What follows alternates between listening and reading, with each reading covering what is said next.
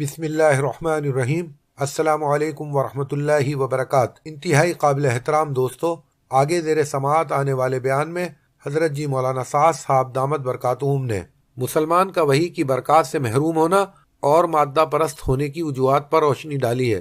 ساتھ ہی یہ بھی فرمایا کہ دعوت کی اصل نہج کیا ہے۔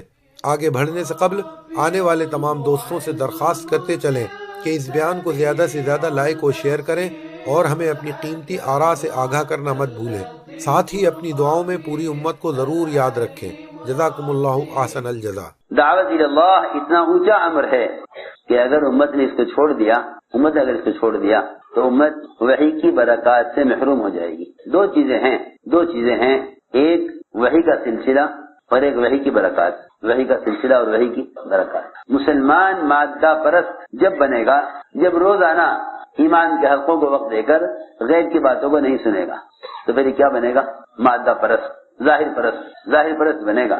کائنات کی ہر شکل وہ اس کے یقین کی وجہ سے مسلط ہوگی، جس سے اس کا دل میں تاثر ہوگا، وہی چیزیں مسلط ہو جائے گی۔ کیا حکام، کیا عوام، کیا مالدار، کیا دنیا کی مختلف نفع نقصان پہنچانے والی شکلیں، وہ سب کی سب اس پر مسلط ہو جائیں گی۔ اس لیے کہ جب اللہ کا تاثر دل سے نکل جاتا ہے تو پھر اللہ تعالیٰ اپنے غیر کو اس پر مسلط کر دیتے ہیں۔ اللہ تعالیٰ غیر کو اس پر مسلط کر دیتے ہیں، اور جب اللہ کا تاثر میں بیٹھ جاتا ہے تو اللہ رب العزت ساری شکلوں پر مسلمان کو مسلط کر دیتے ہیں۔ ساری شکلوں پر مسلمان کو مسلط کر دیتے ہیں، مسلمان کو شکلوں پر مسلط کرتے ہیں اگر اللہ کا تاثر دل میں پیدا ہو جائے۔ میں نے عرض کی ہے ایک بات کہ صحابہ کرام ایمان کی تجدید کے امر کو کیسے پورا کرتے تھے۔ صحابہ کرام ایمان کی تجدید کے امر کو کیسے پورا کرتے تھے۔ یہ جو روزانہ کہا جاتا ہے نا کہ بھئی تم بازاروں میں، ہوٹلوں میں، گلیوں میں، گھروں میں گشت کرو، یہ گشت ملاقاتوں کے لیے نہیں تھا۔ یہ تو اس زمانے میں ناسمجھ لوگوں نے رخ یہ بنا دیا، گشت ہو رہا ہے مسجد خالی، گشت ہو رہا ہے اور مسجد خالی، گشت ہو رہا مسجد خالی۔ بھائی تم کہے کے لیے گشت کر رہے، جبکہ آپ کو معلوم ہونا چاہیے کہ مسجد میں تعلیم کا حلقہ چل رہا ہوتا تھا، اور امام المحدثین ابو ہریرہ رضی اللہ تعالیٰ عنہ مدینے کے بازار سے لوگوں کو یہ کہہ کر مسجد میں بھیجتے تھے کہ اس وقت تعلیم ہو رہی ہے، میراث تقسیم ہو رہی ہے مسجد میں، تم بازار میں کیوں ہو؟ جب مسجد میں تعلیم ہو رہی ہے تو تم بازار میں کیوں ہو؟ یہ نہیں کہ تعلیم ایسے وقت میں ہو جب تاجروں کو تجارت کی مشغولی نہ ہو۔ اب مشہور والے بیٹھ جائیں گے کہ بھائی کوئی ایسے وقت تعلیم کا طے کر لو جس میں سارے تاجر فارغ ہوں، ایسے وقت میں گشت کر لو جب سارے تاجر فارغ ہوں۔ اللہ اکبر۔ کھلے بازار سے ابو ہریرہ رضی اللہ عنہ امام المحدثین ہیں، یہ نہیں کہ امام المحدثین جو تعلیم کراتے مسجد میں اور عوام گشت کرتے، نہیں، بلکہ امر معروف اور نہی عن المنکر کی اس عملی شکل کو، اس فریضے کو ادا کرنے کے لیے امام المحدثین خود بازار میں گشت کر رہے، خود بازار میں گشت کر رہے، کیونکہ ہر آدمی یہ سمجھتا تھا کہ میرے اپنے ایمان میں کمال پیدا ہونے کا یہ سبب ہے کہ میں خود خود دعوت دے کر لوگوں کو عمل کی طرف لے کر آؤں، کیونکہ امر معروف اور نہی عن المنکر ان کے فریضے کے ادا کرنے کا طریقہ اتنا بدل گیا کہ اب تو اس زمانے میں اخبار میں ایک کالم امر معروف کا، ایک کالم نہی عن المنکر کا اگر اخبار والوں کو پیسے دے کر لکھوا دیا جائے تو لوگ سمجھتے ہیں کہ میں نے دین کے کام پر پیسہ خرچ کیا ہے اور میں نے امر معروف اور نہی عن المنکر کا فریضہ ادا کر دیا ہے۔ کیا بتاؤں، دعوت کہاں سے کہاں پہنچ گئی۔ تم اخبار کا نام داعی رکھ دو، نہیں، داعی تو انبیاء علیہ السلام ہوتے ہیں اور ان کا طریقہ محنت دعوت ہوتا ہے، انہی کا طریقہ محنت دعوت ہوتا ہے۔ یہ نہیں کہ تم زمانے کے اعتبار سے بدلتے رہو، چلتے رہو اور ہر زمانے کے طریقے کو دعوت سمجھتے رہو، ہر زمانے کے طریقے میں اس کو دعوت سمجھتے رہو۔ تو زمانے کا طریقہ یہ تھا، اس زمانے کا طریقہ یہ ہے۔ امام مالک رحمۃ اللہ فرماتے ہیں اس امت کے بعد والے سدھر نہیں سکتے امت جب تک وہ نہ کرے جو امت کے پہلو نے کیا ہے۔ امت کے بعد والے سدھر نہیں سکتے جب تک امت وہ نہ کرے جو امت کے پہلو نے کیا ہے۔ میں نے آپ کو ساری بات صرف یہ سمجھانے کے لیے اتنی لمبی بات عرض کی ہے کہ ایمان میں کمال پیدا ہونے کا اس دعوت کی محنت سے کیا تعلق ہے۔ وہ بات اصل یہ تھی کہ تم بھلائی کا حکم کرو، برائی سے روکو۔ اس کا مطلب یہ نہیں تھا کہ تم کسی ذریعے سے لوگوں کو بتا دو کہ معروفات کیا ہیں، منکرات کیا ہیں۔ یہ تو معروفات کیا ہیں، منکرات کیا ہیں، اس کا علم کتابوں میں ہے، لیکن معروفات و منکرات کے لکھ دینا معروفات منکرات کو لکھ دینا یہ منکر سے روکنے اور معروفات پر لانے کی عملی محنت نہیں ہے. اس حکم کا پورا کرنا تحریر سے نہیں ہوگا. اس حکم کا پورا ہونا تحریر سے نہیں ہوگا. میں کچھ کہنا چاہتا ہوں، اللہ کے اس امر کی ادائیگی تحریر سے نہیں ہوگی. اللہ کے اس امر کی ادائیگی، ہماری بات بہت توجہ چاہتی ہے، اللہ کے اس امر کی ادائیگی تحریر سے نہ ہوگی، بلکہ اللہ کے اس امر کی ادائیگی تحریک سے ہوگی. اللہ کے اس امر کی ادائیگی، حالانکہ یہ اتنا اونچا امر ہے، دعوت اللہ اتنا اونچا امر ہے کہ اگر امت نے اس کو چھوڑ دیا تو امت وحی کی برکات سے محروم ہو جائے گی. دو چیزیں ہیں، ایک وحی کا سلسلہ اور ایک وحی کی برکات. وحی کا سلسلہ اور وحی کی برکات. وحی کا سلسلہ تو ختم ہو جائے گا نبی کی وفات پر وحی کا سلسلہ ختم ہو جائے گا. اب وحی نہیں آئے گی. لیکن مزیدار بات یہ ہے کہ وحی کا تو سلسلہ ختم ہو جائے گا، لیکن وحی کی برکات ختم نہیں ہوں گی. اصل تو وحی کی برکات چاہیے تھی نا. اصل کیا چاہیے تھی؟ وحی کی برکات. کہ وحی تو بند ہو جائے گی لیکن وحی کی برکات بند نہیں ہوں گی. وحی کی برکات یہ بند نہیں ہوگی. وحی تو بند ہو جائے گی، وحی کی برکات بند نہیں ہوں گی. کیوں؟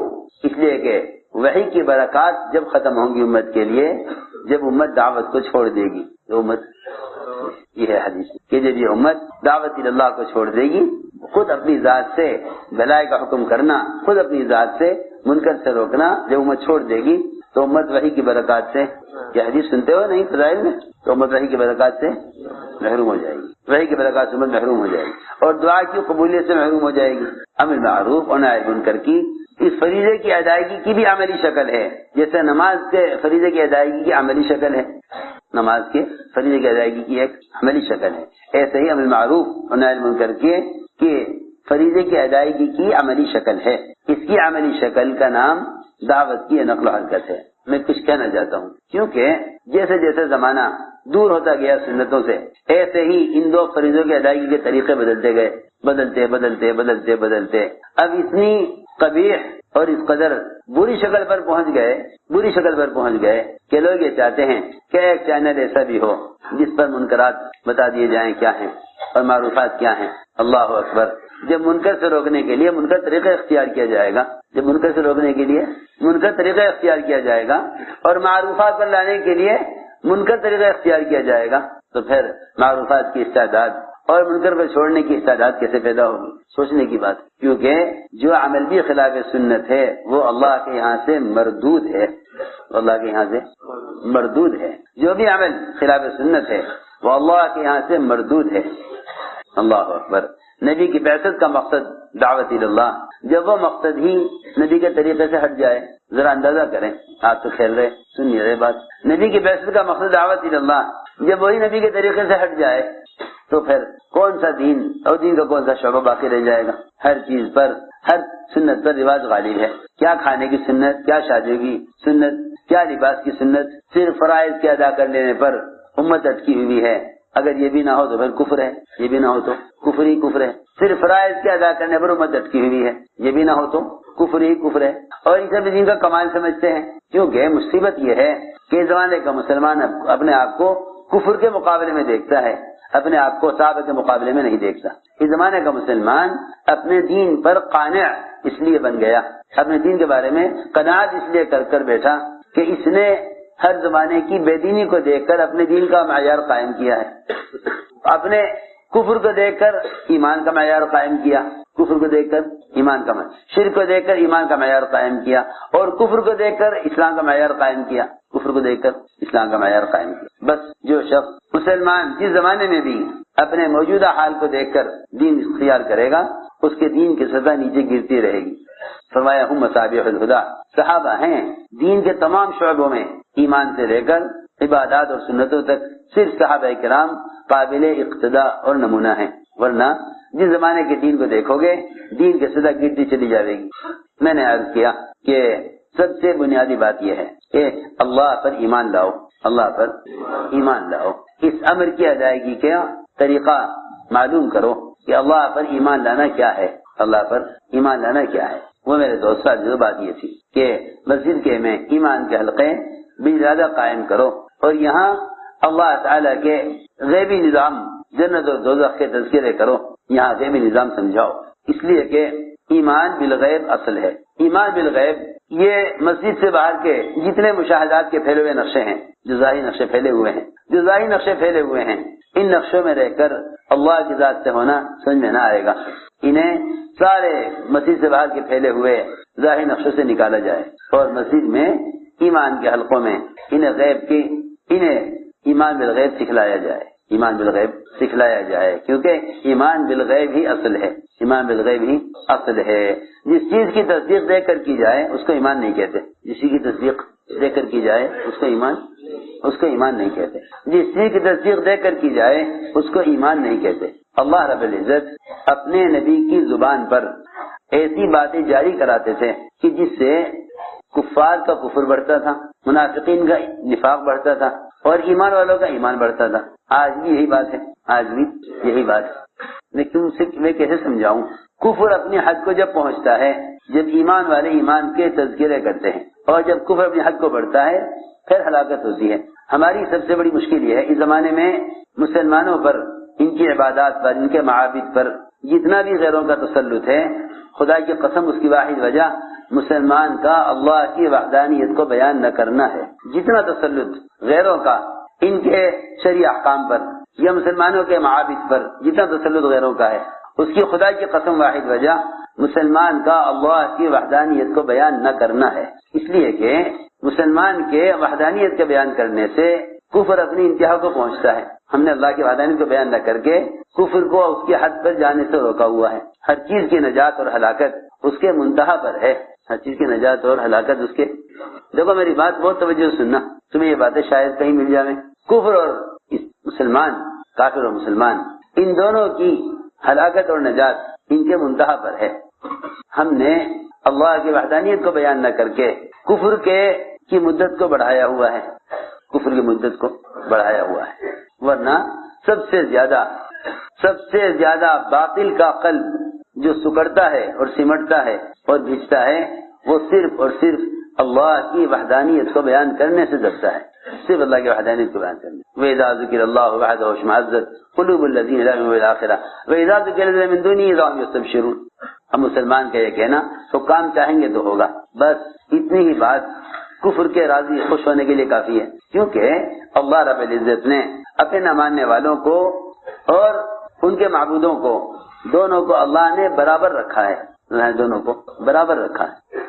اللہ کو نہ ماننے والوں کو اور ان کے معبودوں کو دونوں کو اللہ نے برابر رکھا ہے۔ قیامت جہنم میں وہی بت ایندھن ہوں گے جہنم کا جن کو یہ پوجا کرتے تھے۔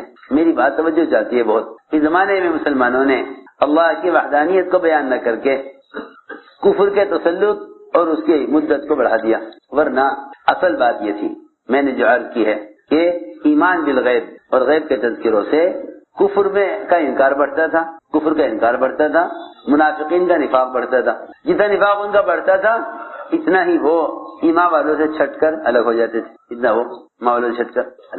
اور کفار بھی ایمان والوں سے صرف اس لیے الگ ہو جاتے تھے کہ اللہ اکبر، مسلمان اور کافر کے درمیان امتیاز کی کوئی شکل نہیں سوائے اللہ کی وحدانیت کے بیان کرنے کے۔